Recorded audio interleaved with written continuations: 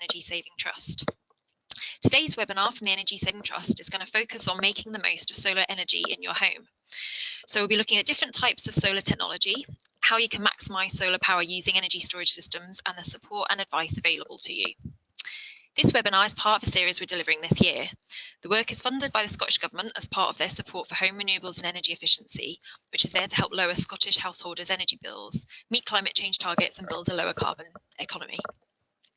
Okay, so before we get started, just some general housekeeping points about the webinar in case you haven't attended one of these before. So you can hear us, but we can't hear you. This is perfectly normal for webinars, so don't be alarmed or worry about background noise. If you look to the right of your screen, you should be able to see a control panel. You can type any questions that you have for us in there.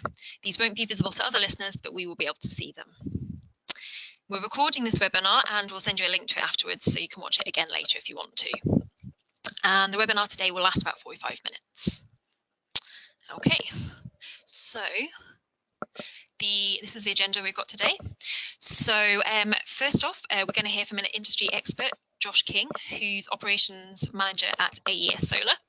Josh is going to give us an overview of the technologies available, what types of homes they're suitable for, and how to make the most of them once you've got them installed. Then my colleague Joanna Wilson will cover some of the advice and financial support schemes currently available to customers installing, or in some cases who have installed, a solar technology. Then to bring it into perspective, Nancy Jackson, a member of our Green Homes Network, is with us, and we're going to have a chat about her own experience of installing both solar PV and solar thermal systems in her home. The Green Homes Network is a Scotland-wide network of householders that have made improvements to their home and are happy to share their experiences with others. And finally, hopefully we'll have a little bit of time to answer some of your questions. Great, so I am going to pass over to Josh for an overview of solar technologies.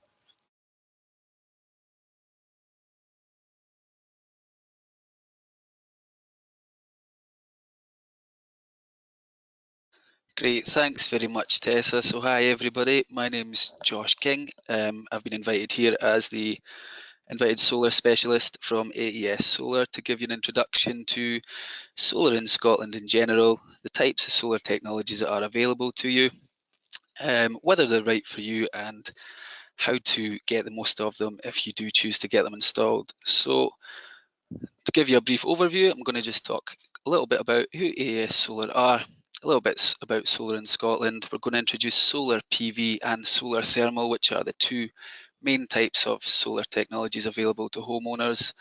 And then, as you can see, we're going to talk a little bit more about other types of technologies, ancillary technologies that can help you get the most out of your solar PV and solar thermal.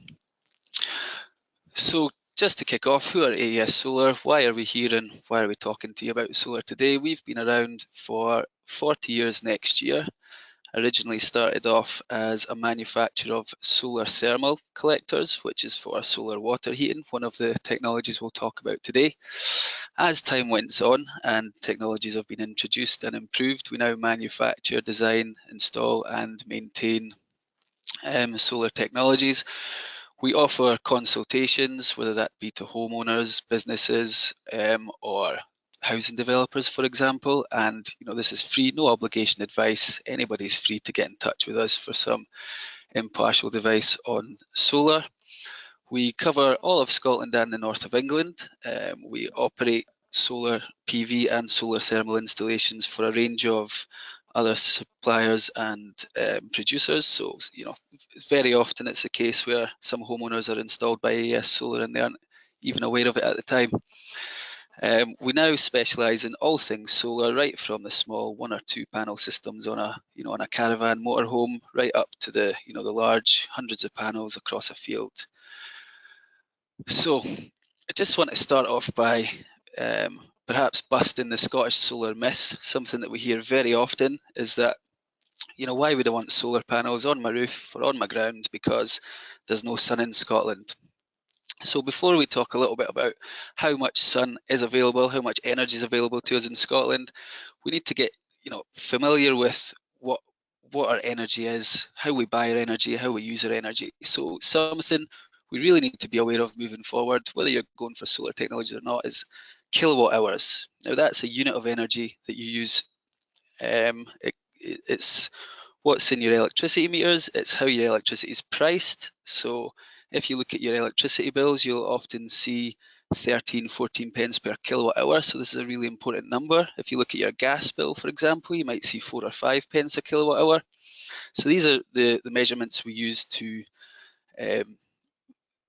measure electricity and energy. Scotland uses about 142 billion of these every year. So as you can see from the slides, that's enough to travel around the world on a flight 23,000 times. It's also enough to turn the Falkirk wheel, for example, about 95 billion times. And something that might be more familiar to you, it's about 2 trillion cups of tea, or 2 million billion cups of tea. So that's probably where most of our energy in Scotland is going. Now, just to give you an idea of the solar potential in Scotland, the sun can deliver this much energy, enough energy for that million billion cups of tea in just 1.4 square kilometres in Edinburgh. Now, regardless of where you are in Scotland, as you can see in the slides as well, that is 1.6 kilometres squared in John O'Groats. So anywhere in Scotland, the solar potential is there.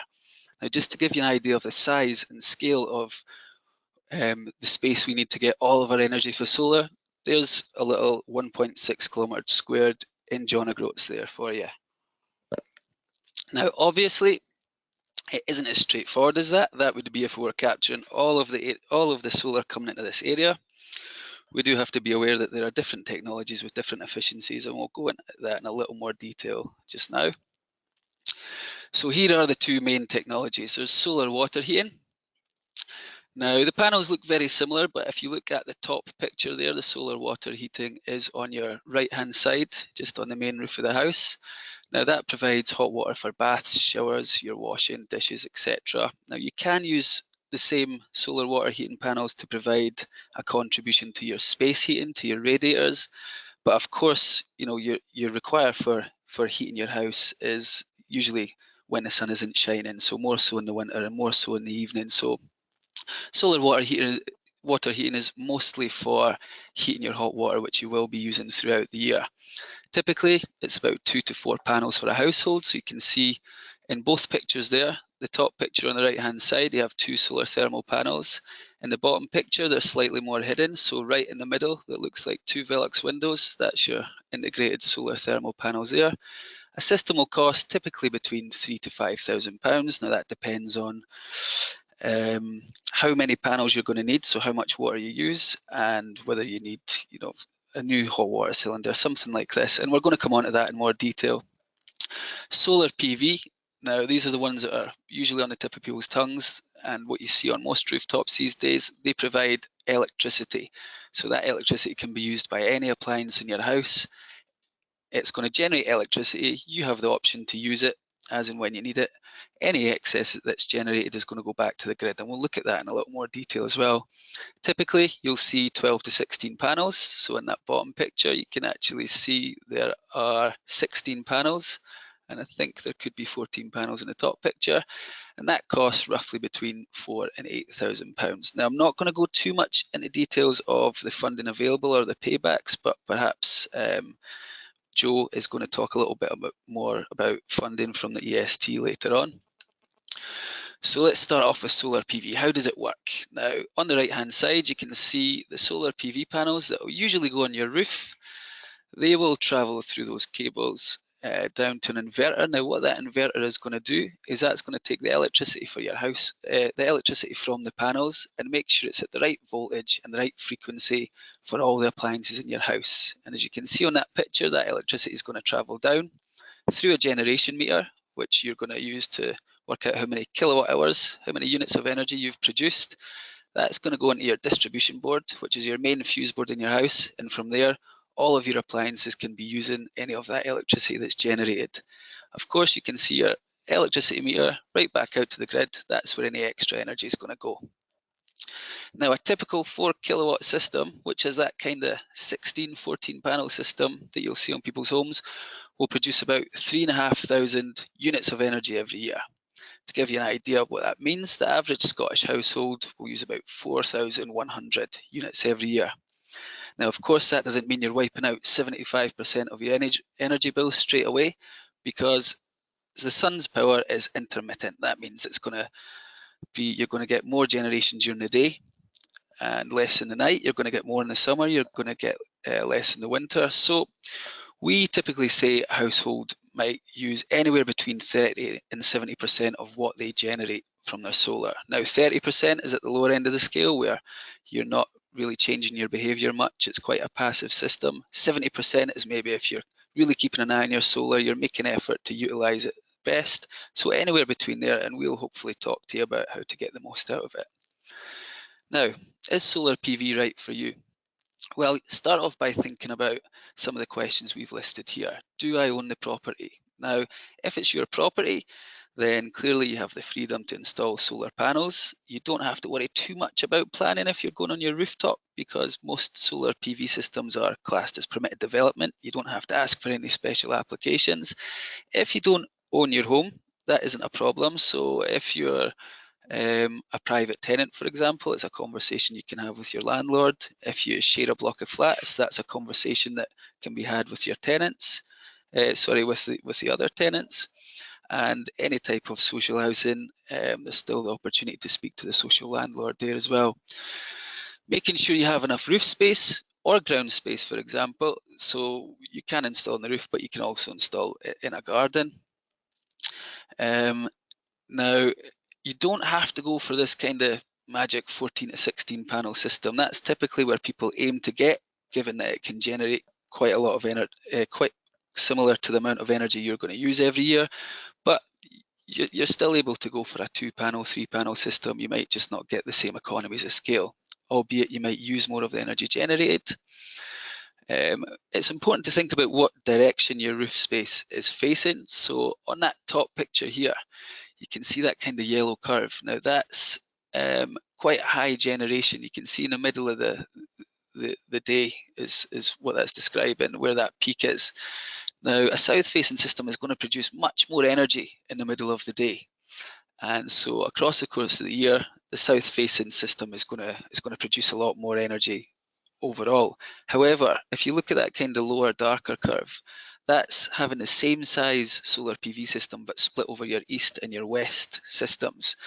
So you can see that you might generate a little less over the course of the day, but you're going to get more in the evenings and more in the mornings, which can be quite helpful.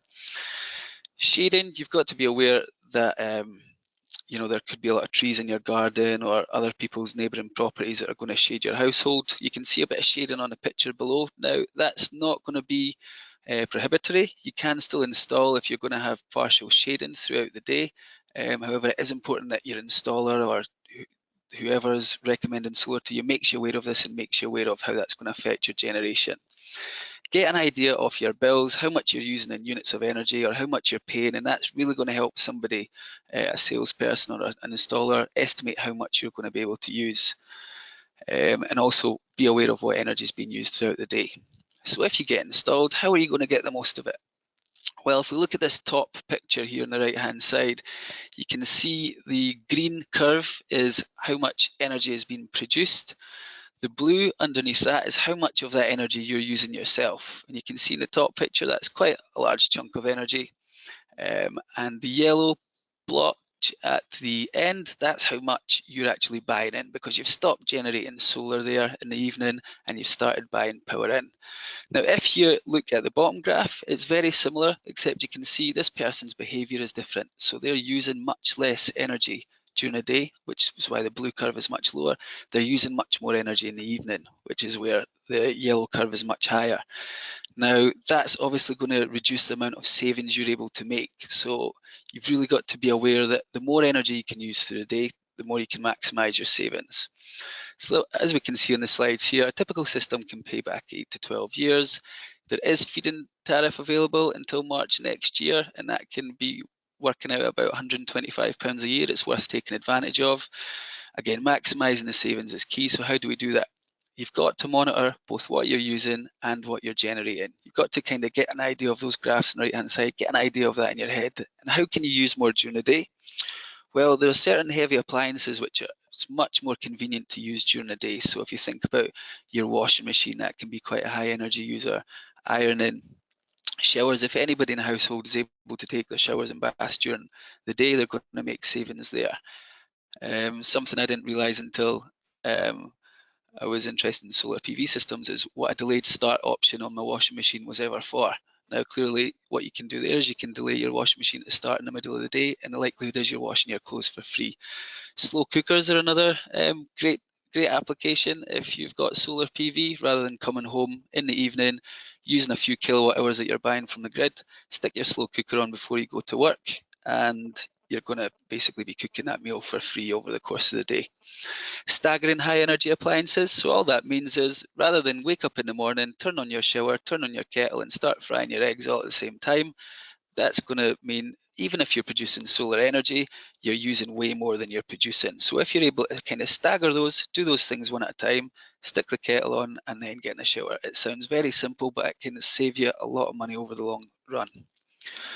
So solar thermal is the other technology. How does that work? Well, as I said, it's mostly for heating your hot water. So you've got very similar looking solar panel on your roof or a solar collector. That's going to absorb heat from the sun.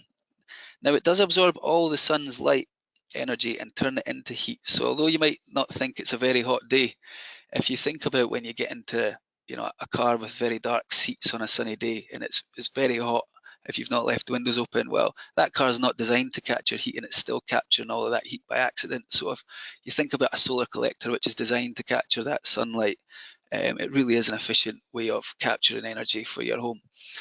So heat is moved from those panels through pipes into your hot water tank. The hot water gets into the tank. You can use it for all your taps, showers, baths, everything like this. And of course, because it's not sunny throughout the year, and you're going to be needing water in the evening, solar thermal usually isn't a technology that you use on its own. It's usually complementary, so it works well with other heating systems. For example, a boiler, a heat pump, electric heating, something like this as a backup. Is it right for me? So ask yourself very similar questions to solar PV. Is it my house? Have I got a south facing, east or west facing array? I don't need as much space, obviously. Is it going to be shaded? But there are some extra considerations to take into account, such as how much hot water am I going to actually use? That helps you size the system. How much of my bills are actually hot water? So be very wary of somebody who tells you that, just because you've got a really high gas bill, that you should be getting a very large solar PV or solar thermal system, because across Scotland, I think about 10% of your gas bill is actually for your domestic hot water, rather than and the rest is more likely for your space heating. Now, that's off the top of my head. It could be somewhere between 10 and 20%. So that's something to be aware of when you're looking at this type of technology. What type of heating do I have now? So the paybacks, the financial savings you're going to make is quite highly dependent on what your current fuel source is. So whether it's a boiler, heat pump, biomass, be aware of that. Are you going to need a new hot water tank? So some types of hot water cylinder are suitable for solar just to be added in straight away.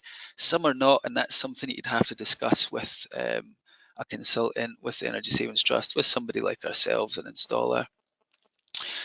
Getting the most out of your system. So simple tips if you do have solar thermal is time your boiler to come on at the end of the day. Whatever type of other heat source that may be, it might not be a boiler, give your solar thermal the time to add the heat. So think the solar thermal is going to be adding heat in the morning, in the afternoon, leading up to the evening. If you're not going to be in during that day, or if you're not going to have a high water demand, don't set that boiler to go on too long. There's nowhere for the solar heat to go if you've already heated that cylinder.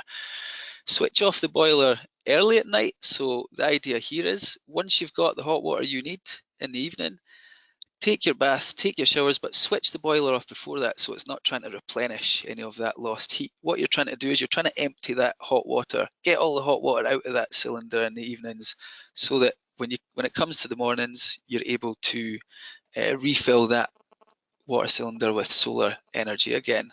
Now, if you want a little bit of hot water for the mornings, for your baths or showers in the mornings, then that's something that you just you get used of your own usage patterns, and you get used of, okay, how much do I need to stick my boiler on in the morning to get just enough for me to have those baths and showers, and then have plenty of space left for solar thermal to add something in.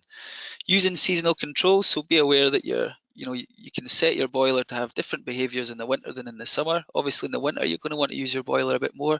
In the summer we aim to size a solar thermal system so that you don't have to use your backup heater at all in the summer. That's the way it's designed.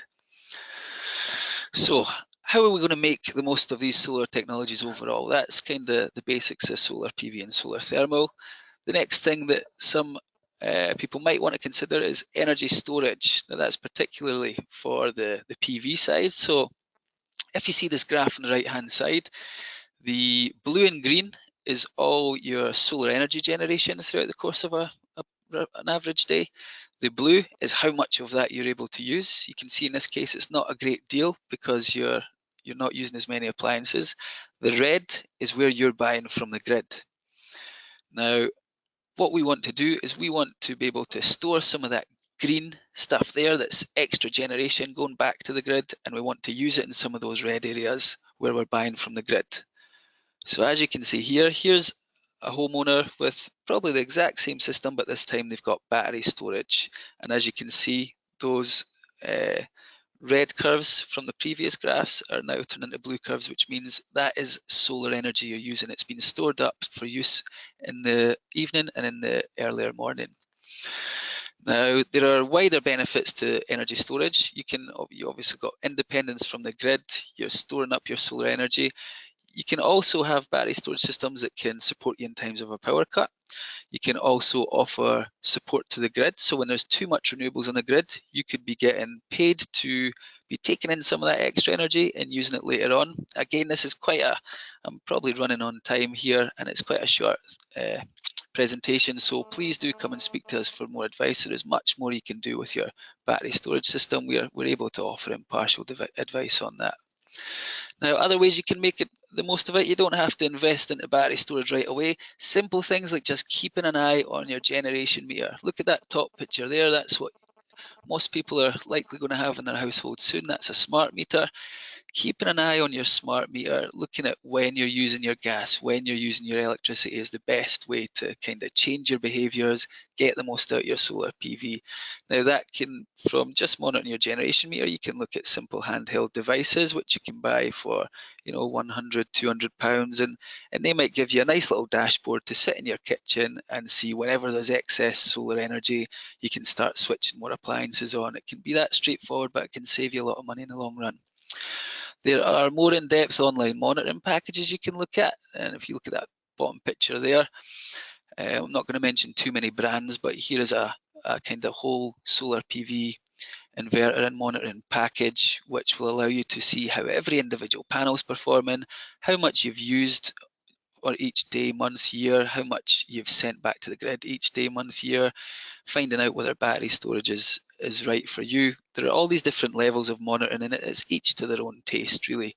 And eventually, moving forward, home energy management systems and kind of integrated systems where you've got smart devices, washing machines, everything, to the control of an app. That's where things are eventually going in the long term. Which leads us on to smart devices. So other ways you can really get the most out of your solar. First on the list there, we've got solar immersion diverters. Now what these are pretty impressive pieces of kit which can take any excess electricity that you're generating, monitor what you're sending back to the grid, and if you're sending anything back to the grid, that can be diverted into your hot water tank, and that can really increase the savings that you're able to make. Smart plugs and sockets are readily available. They're getting cheaper and cheaper these days as well.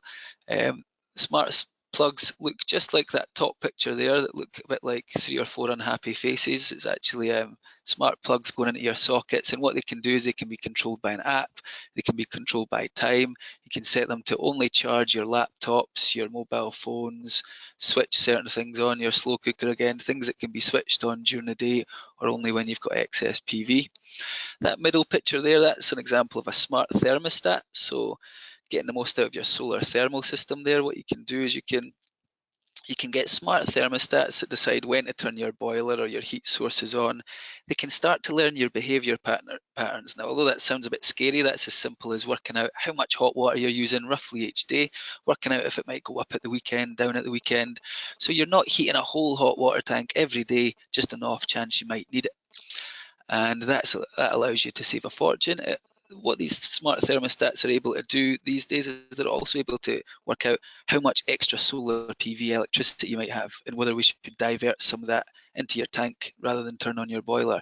They can also use a bit of weather forecasting and say how much solar thermal are we going to get today, how much of that solar water heating energy, and make sure we don't switch on your boiler if there's some daylight to come at 12 noon and you're going to be able to fill your hot water tank. So these things, small investments you can make to really save yourself a fortune. Now that bottom picture there is an example of a smart electric vehicle charger. Now again, I'm probably already way over time, so I'm not going to go too much into detail, but there are devices that can use your excess PV to charge your car. And again, home energy management systems are the full package is where we're going. So what is a home energy management system? So just like this picture shows you here, it's kind of a whole integrated system from for your home. So you've got your energy generation on your roof here, for example, your inverter, your smart devices on the right hand side. I've got all your sockets, your immersion diverters, your storage, and even your EV chargers. And these things all communicate, they all learn your behavior, and are able to save you a lot of money in the long run. So thanks very much for bearing with me, and if you're looking for any more, free, no obligation advice, feel free to contact us. Thanks again, and I'll hand you over to Joe.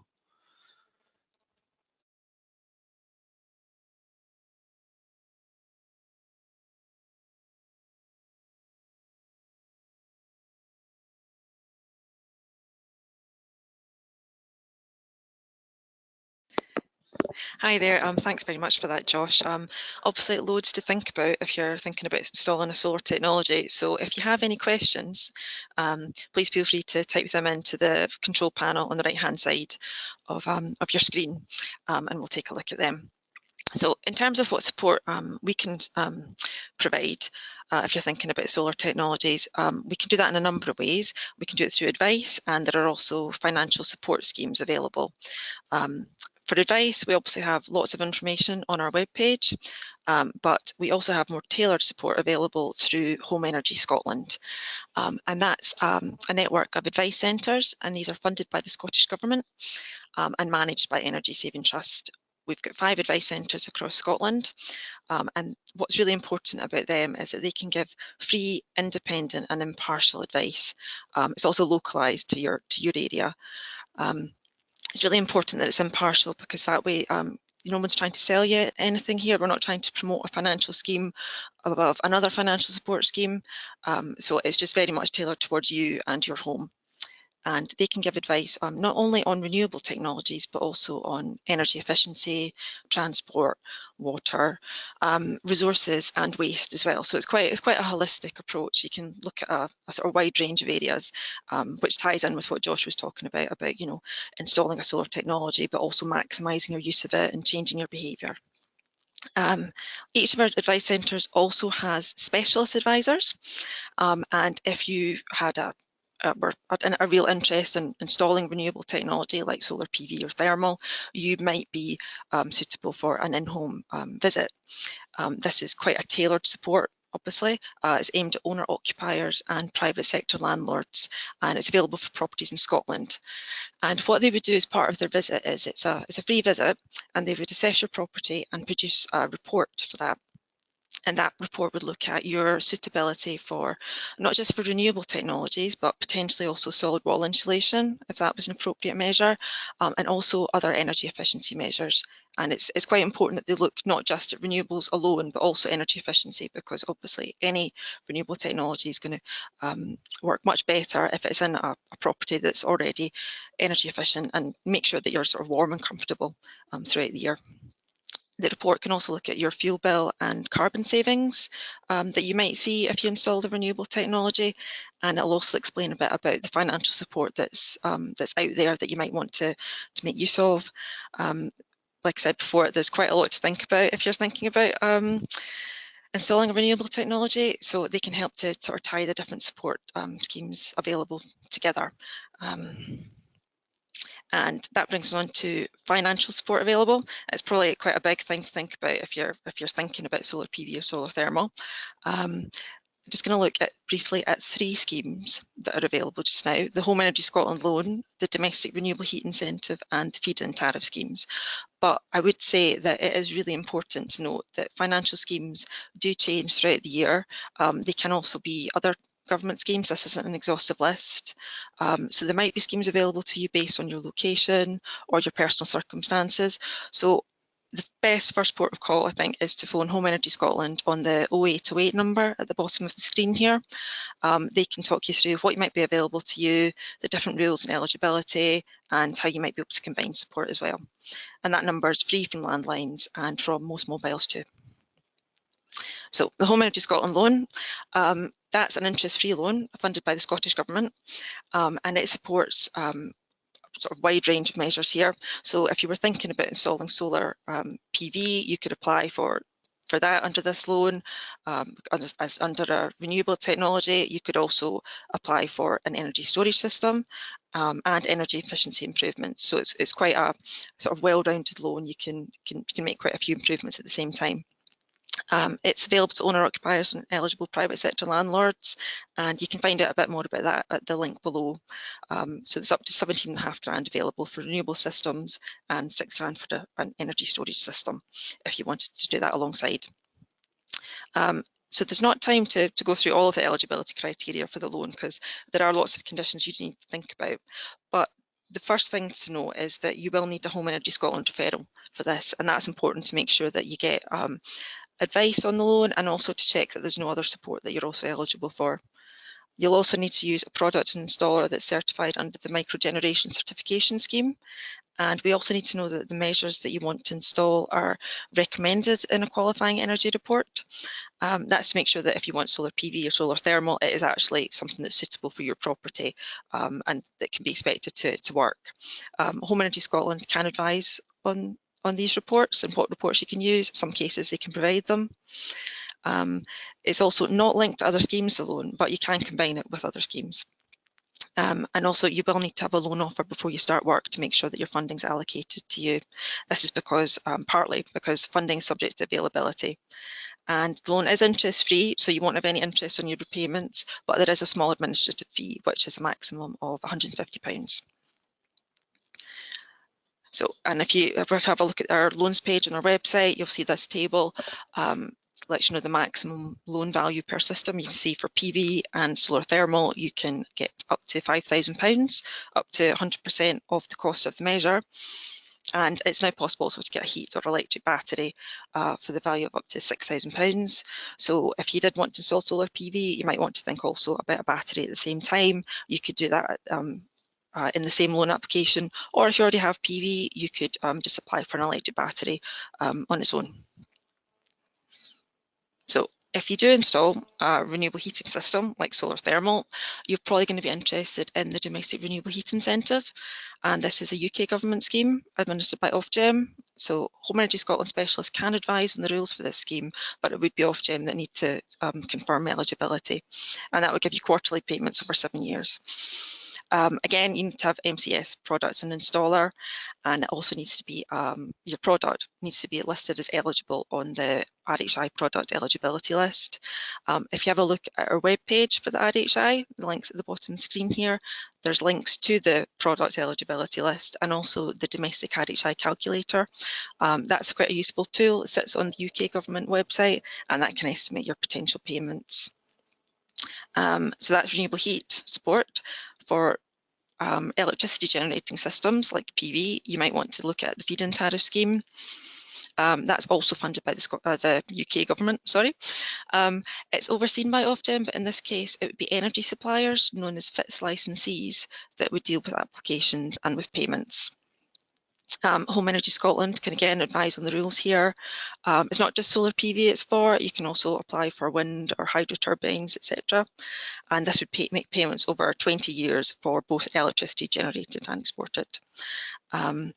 One really important point for the feed-in tariff scheme is that there's currently a consultation out just now which proposes to close the scheme to new applicants after the 31st of March 2019.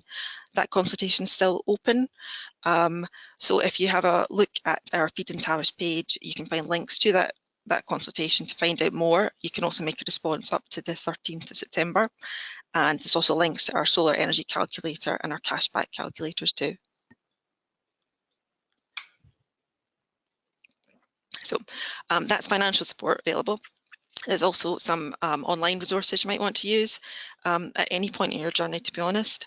We've got quite a lot of information on our website. We've got renewables pages, we've got tools, and we've also got information, well, more information about any sort of financial support schemes available.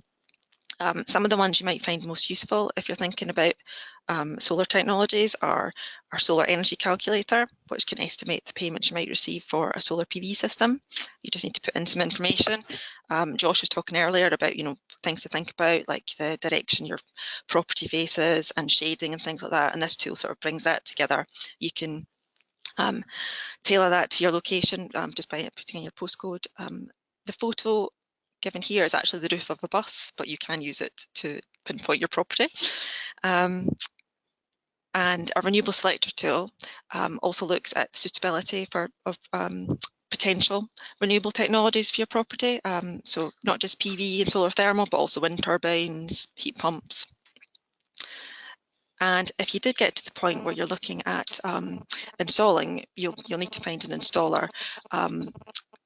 RHI, FITS and the loan all need an MCS installer to do the work, and you can find details of all MCS installers and products on the MCS webpage.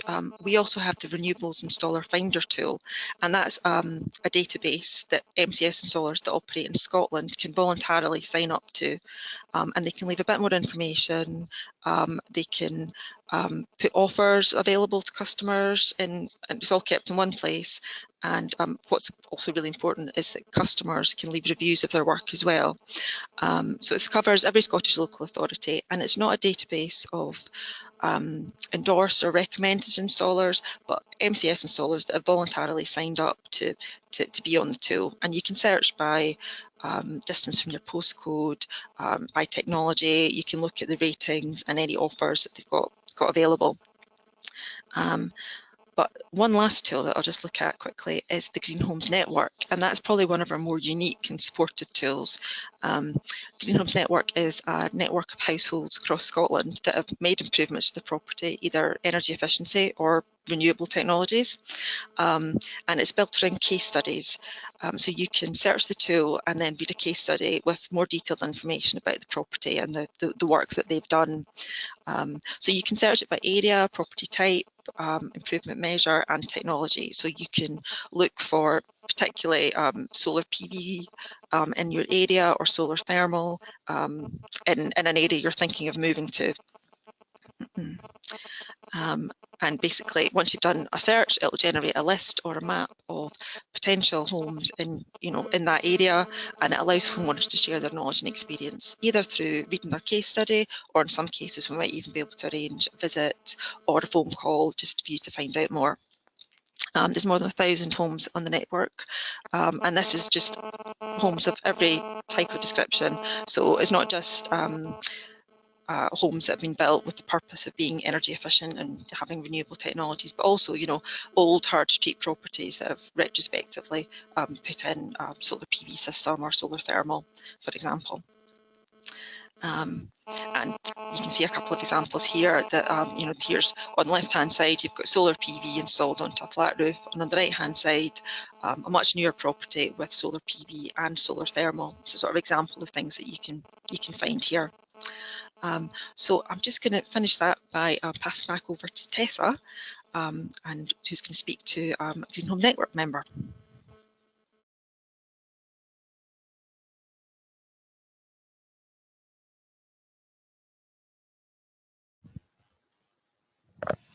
Okay, thanks very much, Jo. Thanks very much for interesting presentations from Josh and Jo. For the final bit of the webinar, we are going to speak to Green Home Network member Nancy Jackson, who's very kindly joined us today. So Nancy has installed solar PV, solar thermal and a ground source heat pump in her home. She received a home visit from Home Energy Scotland and also took out a loan through us, which Jo's just been talking about. So Nancy, can you hear me okay? Yes, I can. Yeah, great. Okay, so how long ago was it that you installed your solar PV and your solar thermal systems? 4 years ago. 4 years ago, okay. And what was it that sort of made you first interested in installing solar panels? Obviously, we were going to build a new house, and we were keen to look at green energy and to look towards our future power usage, because we're now retired and we're in our house for the full day, really. Okay, so you wanted something that you were going to be able to make the most of once you got it installed. Okay, so obviously it was a new house, so you put the solar PV and the solar thermal on. Josh was talking before about how you could make the most of solar panels by adapting how you use electricity. Did you make any changes to how you're using electricity in your home to try and make the most of the solar PV panels? Yes, previously we always did put our dishwasher on, for example, in the evening after a evening meal, but we don't do that now. We put it on in the morning, usually after breakfast time, and the same with our washing machine. You know, always wait for a sunny day or look at the forecast to find out what's the best day for doing the washing in general terms. Okay, that sounds good. And so those are quite easy changes for you to make? Yes. Yes, okay, that's good. And I suppose it's hard for you to be able to say what sort of savings you got from the panels because it was a new house that you built. Sorry, I would just add that when I checked my meter after using my washing machine, it had hardly moved. You know, that was the only way that I felt that I could actually check that I was actually making the saving. You were making that saving there. Okay, so the dishwasher and the washing machine. Okay, and you've also got a ground source heat pump installed. Did you find that worked well together with the solar panels?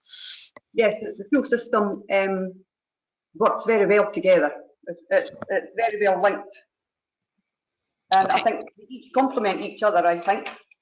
Yeah, you're a very green home altogether with all of those technologies. Yes, we are. Yes, we've got a lot of insulation as well, and I think all those things together work very well. Brilliant. Okay, so since you've had them installed, have you had any problems with the solar panels? Have you had to have any sort of repairs done? None at all. No? Oh, that's brilliant. Touch wood at the moment. And would you recommend the solar panels, either the PV or the thermal? Would you recommend that to other people? I would recommend both. I think because I think from my own point of view, it's for the future. It's for it's for us all to be able to use this energy that is free from the sky. Yes. Yeah. Absolutely. Good. Yeah. And did you, because I believe you had a home visit from one of the Home Energy Scotland advisors who could sort of tell you about which technologies. Were you sort of surprised when they told you how much you'd be able to save by having solar panels installed, or were you quite keen from the beginning? We were quite keen at the beginning, but the more information that we received, we became even, well, it made us decide to go for the full energy efficient property that we have. Brilliant. That's good. It sounds like you're very happy with all of those systems that you've got installed now. We're extremely happy, yes. Good, I'm glad. And do you mind, do you get the feed-in tariff and the renewable heat incentive for your we get technologies? We've got renewable heat incentive for our ground source heat pump and our solar thermal, and we have the fit tariffs for obviously our energy generated. And we also have a £10,000 loan. Okay, you got the loan for the was that for the ground source heat pump? Yes, I think so. Sorry. No, it's okay. So it was a wee while ago now, wasn't it? It was, yes. No, well, that's brilliant, because that's a sort of shows a real life example of all the schemes that Joe was just explaining there. Thank you, Nancy. That was really helpful. I don't know if you had anything else to add. No, I think for most people looking into it, I found it quite complex to begin with. Yeah. Until I recognised what each thing actually meant. But once you actually understand that, it certainly, it works very well for us, and we're extremely happy with our systems. Brilliant. Okay, well that's really encouraging to hear. Thank you, Nancy. I think you're right that when people first start looking into renewable technologies, it can be a bit overwhelming, all of this information. But Yes. there's, as Joe helpfully explained, there's lots of support out there to help you navigate all that. So yeah, I'm really pleased it's worked out for you, Nancy. Thank you very much. What we're going to move on to now is just a few question and answers that we've had from some of the webinar attendees. We'll just take a couple of minutes to do that. So I've got a couple I'm just going to answer myself, and then I will pass over to Josh. So we've had a couple of people asking about the feed-in tariff scheme closing in March 2019 and what's going to happen after that. So yeah, basically the UK government has proposed that they will be closing the scheme to new applicants after March 2019. Excuse me. That's the only information that we have. We don't know what will, assuming that goes ahead, excuse me, we don't know what will happen after that. So I guess our advice would be if you want to receive the feed-in tariff, to look into solar PV now and install before the end of March 2019, because we don't know what will happen after that date. Somebody also asked a question about the FIT scheme for existing participants. If you already signed up the feed-in tariff scheme, you will receive that tariff for 20 years, or it used to be 25 years, but 20 years. So you've already got that agreement. So the closing of the FIT scheme only affects new applicants. It doesn't affect anybody who's already signed up to it. Okay, I'm going to ask Josh a couple of questions that we got through. So the first one, somebody's asked, they would like some more information on how to store excess power from the grid to their battery. And they've said, do they need to have an arrangement such as Economy 7? Yeah, so there are, I'm not going to go too much into details of particular brands, but there are many different types of battery storage systems that you can take advantage of at the moment, and many of these battery systems do offer charging from the grid. Now, what that means is not just taking advantage of storing up your excess solar and using it later on, but actually in the evenings when the electricity is off peak, for example, storing up, buying some of that electricity cheap from the grid and using it later on in the day when electricity is more expensive. Now, Economy 7 is a type of tariff that can take advantage of if you've got a lot of electric heating storage heaters, for example. You use a cheaper tariff in the evening and a more expensive tariff in the day. Now, that's getting slightly outdated. It's been replaced with more modern tariffs. So they have Economy 2000, which is similar, and there are more tariffs coming out which are going to be more than a day rate and a night rate. They'll actually be, different types of peak and off-peak times at different rates. You do have to check with your energy provider. You may need to change your current energy tariff, but it's a conversation you can have with ourselves or with your energy provider in the first instance. But basically, yes, there are battery storage systems that do allow you to charge off-peak times. Some of the battery systems available already partner with some of the big energy providers to offer you that complete package from the time that you purchase, with a switch over to a new tariff that allows you to buy cheap in the evenings or off peak and use during peak times. Okay, lovely. Thank you very much. Another question for you, Josh. Can you use a power diverter with energy storage? So again, the power diverter is the device we spoke about, which can take any of your excess PV energy and put it into your hot water tank. And the question is basically asking, can you use that along with energy storage? Something to be aware of is that your hot water tank itself could be described as energy storage, could be described as a battery for heat. So the question is, if you've got your hot water tank and that's taking excess electricity, can you also put excess electricity into your battery? And the answer is absolutely yes. Something you've got to be aware of is if you have a PV system with a power diverter and you're going to add a battery to it, or if you've got a PV system and you're going to add a battery and a power diverter, for example, you must make sure that these devices are compatible. So one sure way to do that is to get them from the exact same supplier. So some manufacturers make both batteries and power diverters. But a reputable installer should be able to advise you on whether they're compatible. The next thing to check is which order those things are going to come into play. And what you're not using it all in your house and it's going to go back to the grid, you need to know. Sorry, we're just having a little problem with the volume. Apologies to everybody. I am just going to swap microphones with Josh so you can hear his answer fully. Sorry about that, everybody. Just answer that last question. Okay. Hi there, so I'm not sure how well you heard me. Hopefully you can hear me fine now. Yep, so I'm just going to recap the last question from Tessa, which was, can you use a PV diverter and a battery system at the same time? The answer in short is yes, you absolutely can. Just to recap for anybody who missed it, the power diverter is something that takes your excess PV energy and puts it into your hot water tank. So can you use that along with your battery? Yes, you can. The first thing to be aware of, though, is that if you have something that's going to take your excess PV energy and put in your hot water tank, and you're also going to have a battery which is designed to take your excess PV energy and store it up for later, you've got to make sure those two things are compatible. You've got to make sure they don't try and work at the same time, or they don't try and steal energy off one another. So the best way to do that is just speak to your installer and make sure you're getting two products which are compatible with one another.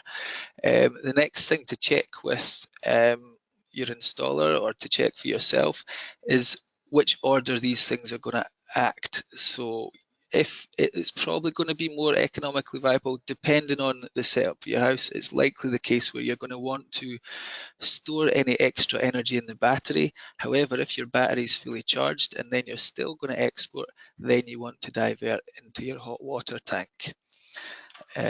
So yeah, the short answer is they both work together, but you really want to make sure they're compatible with one another and they're going to work in the order you'd like them to work in.